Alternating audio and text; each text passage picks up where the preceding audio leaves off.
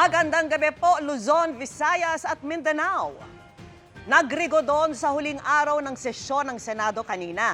Binakante ng mga dumalong senador lahat ng posisyon sa Senado, kabilang ang Senate Presidency at chairperson ng mga komite. Kabilang sa mga dumalo ang 11 dating minorya at si Senador Cheese Escudero, habang wala naman ang paksyon ni Senador Alan Peter Cayetano. Itinalaga ng mga nasa sesyon si Senador Sherwin Gatchalian bilang acting Senate President at Senate President pro tempore. Ang iba pang update kaugnay dyan sa pagtutok live ni Sandra Aguinaldo. Sandra? Vicky Emil Cara, may malaking sorpresa nga na naganap dito sa Senado at yan nga po yung pagdating ni Senador Cheese Escudero at siya po ay sumama dito sa minorya na ngayon ay tinatawag na new majority. Alas 3 ng hapon, dumating sa session hall ng Senado ang 11 minority senators. Gaya ng nagdaang 2 araw, hindi sumipot ang mayorya na kinabibilangan ni Senate President Alan Peter Cayetano. Pero dakong alas 3:20 ng hapon, biglang dumating si Senador Cheese Escudero na dating kasama sa grupo ni Cayetano.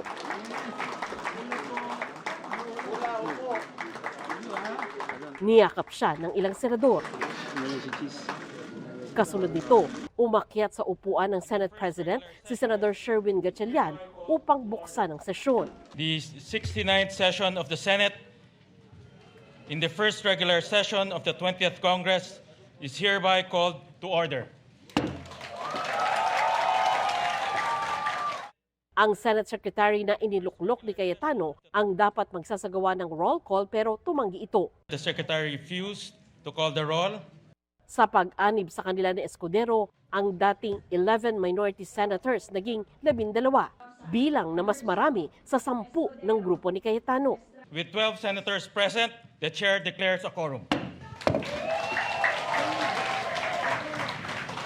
Mr. Presiding Officer, I move to declare all elected positions in the Senate vacant. Is there any objection? Duly seconded. The motion is approved. Kasunod, naluklok si Gatchalian bilang Senate President pro tempore na kaagad nanumpa. Si Senador Mig Zubiri naman ang chair ng Senate Committee on Rules at ng Committee on Foreign Relations. Si Senador Erwin Tulfo itinalaga bilang chairman ng Blue Ribbon Committee at Social Welfare. Si Senador J.V. Ejercito ang chairman ng Finance Committee. Senador Tito Soto, chair ng National Defense. Senador Ping Lacson, chair ng Public Order Committee and Accounts. Si Senador Raffy Tulfo, chairman ng Public Services. Senador Bam Aquino, chairman ng Basic Education. Si Senador Kiko Pangilinan ang Committee on Agriculture. Senador Ariza Ontiveros sa Health. Senator Lito Lapid, Games and Amusement. At Senador Cheese Escudero sa Committee on Housing. Itinalaga namang Senate Secretary si Ray Bantug. At Sergeant at Arms naman si dating Police Major General Alfredo Soto Corpus. Ipinaliwanag ni Gatchalian ang basihan ng kanilang aksyon ngayong araw. Anya, naghintay sila sa ibang kasamahan na senador para dumalo sa sesyon. We are compelled to call the session to order today.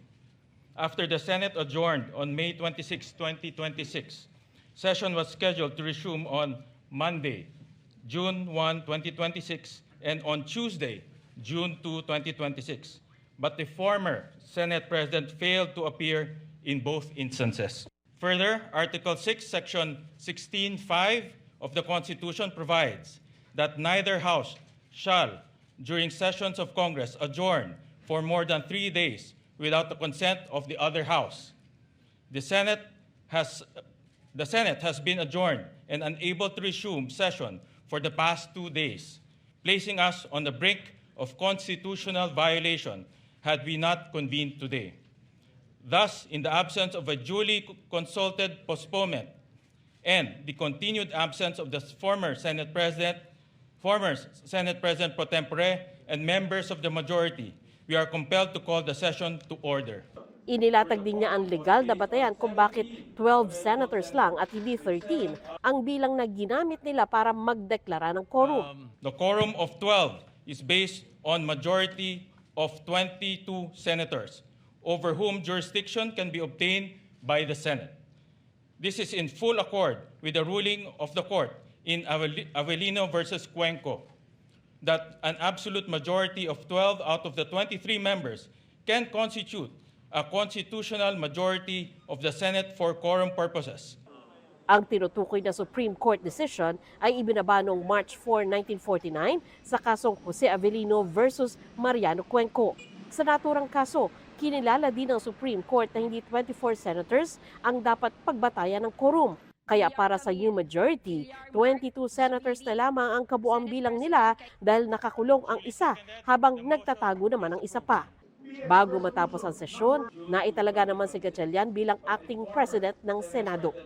Let the record reflect that the chair, as Senate President pro tempore, shall serve as acting president pursuant to Rule 5. Yes. Presiding officer of the Senate of the rules of the Senate. I move that the President of the Republic of the Philippines and the House of Representatives be informed of the election of Senate President pro tempore and acting Senate President Sherwin Gatchalian. I so move, Mr. President. Is there any objection? Hearing none, the motion of the majority leaders hereby approved. I move that the first regular session of the 20th Congress of the Philippines on the part of the Senate be adjourned sine die. Is there any objection? The chair hears none. The motion is approved. The first regular session of the 20th Congress of the Philippines on the part of the Senate is adjourned sine die.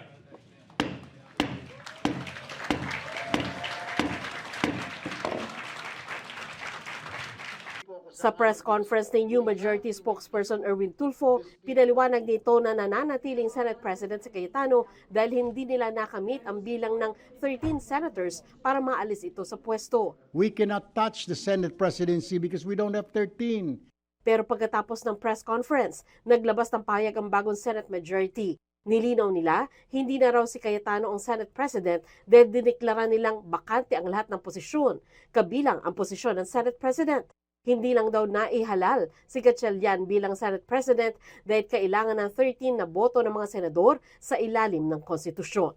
Sa isang pahayag, nagpaliwanag naman si Escudero sa kanyang naging pasya. Anya, hindi na raw katanggap-tanggap ang nangyaring impasse o deadlock sa Senado. Hindi raw pwedeng manatili sa ganitong sitwasyon ng Senado dahil naapektuhan na ang mismong kakayahan nitong gampanan ang tungkulin sa bayan. Kapag masyado na raw masidhi ang dibisyong politikal at naapektuhan na ang kanilang mandato, kailangan na raw unahin ang Senado bago ang sarili. Pero sinabi rin niya na wala siyang sinasamahan o iniiwan ng grupo, pangkat o paksyon. Sabi naman ni Gatchalian, kasunod ng nangyari kanina, meron na daw ngayong functioning Senate. Ang gusto namin bumalik na sa trabaho. Hindi tayo pwedeng ganito for the rest of our lives. Ang dami nakabinding na legislation. Nang tanungin naman kung paano nakumbinsing sumama sa kanila si Escudero, paano nyo na-convince si Senator Cheese, sir?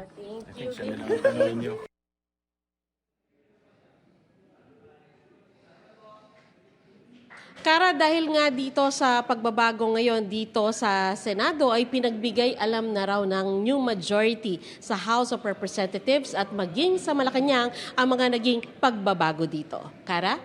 maraming salamat Sandra Aguinaldo.